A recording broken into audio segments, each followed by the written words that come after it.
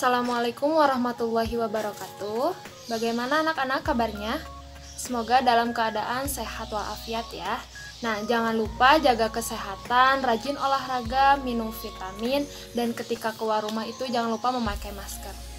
Nah, kembali lagi bersama Ibu Rida dalam pelajaran Ilmu Pengetahuan Sosial kelas 7. Nah, sebelum kita ke materi, alangkah lebih baiknya mari kita baca doa. Baca doa dimulai.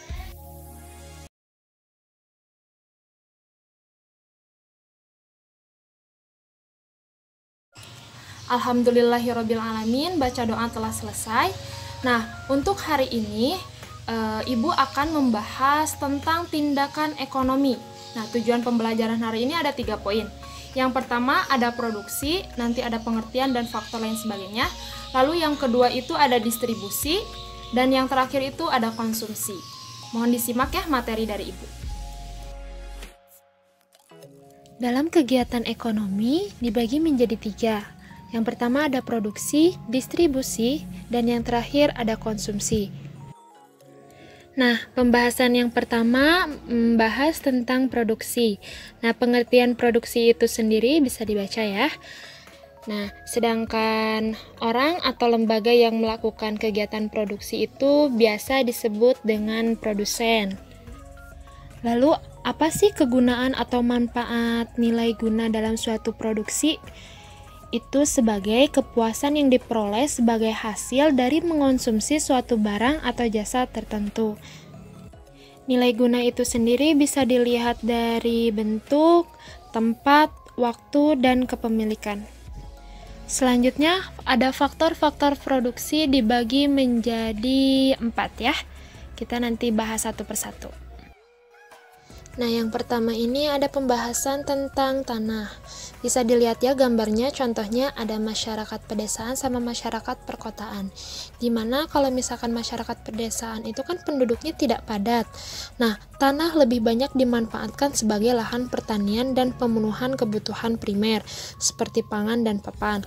Nah, sedangkan di masyarakat perkotaan yang penduduknya lebih padat dan heterogen, tanah lebih dimanfaatkan untuk pengembangan industri dan perdagangan. Nah, selanjutnya tenaga kerja. Tenaga kerja itu dibagi menjadi 2 bentuk, ada jasmani sama rohani. Nah, kalau misalkan mengenai tenaga kerja, singkatnya gini, semakin tinggi mutu sumber daya manusia, semakin tinggi pula kemampuan yang dimilikinya untuk apa? Untuk mengolah dan memanfaatkan sumber daya alam yang disediakan Sang Pencipta Tuhan bagi kesejahteraan manusia. Nah, yang ketiga ini ada modal. Jelas ya, dalam suatu produksi itu sangat perlu modal. Nah, modal ini bisa berupa uang ataupun barang. Faktor yang keempat itu yaitu kewirausahaan. Nah, buat pengertian itunya sendiri bisa dibaca ya. Nah, perlu diketahui juga orang yang mempunyai kemampuan atau berwirausaha itu disebutnya wirausahawan. Distribusi. Apa itu distribusi? Yaitu kegiatan yang dilakukan oleh orang atau lembaga untuk menyampaikan barang atau jasa dari produsen kepada konsumen yang membutuhkan. Lalu, apa itu distributor?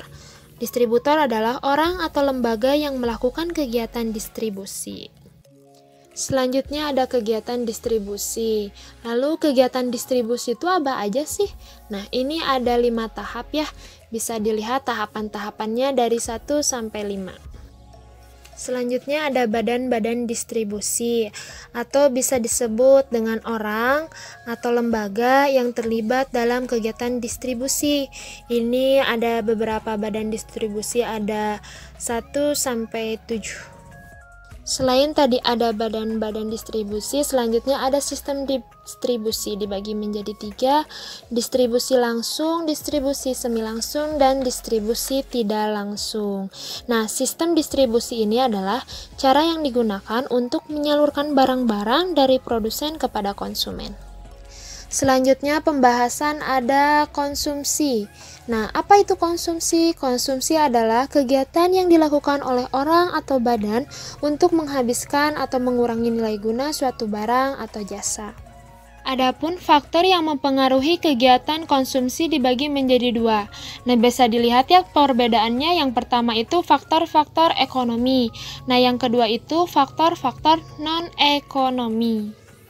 Kegiatan konsumsi pelaku ekonomi itu ada 3. Ada rumah tangga keluarga, rumah tangga perusahaan, dan pemerintah. Bagaimana materi tentang tindakan ekonomi cukup dipahami ya? Nah, sebelumnya Ibu akan mengevaluasi. Coba, apa pengertian dari produksi? Lalu, pengertian dari distribusi. Selanjutnya yang terakhir yaitu apa pengertian dari konsumsi. Nah, semoga kita bisa bertemu kembali ya di video selanjutnya dan materi yang barusan itu dapat dipahami. Wassalamualaikum warahmatullahi wabarakatuh.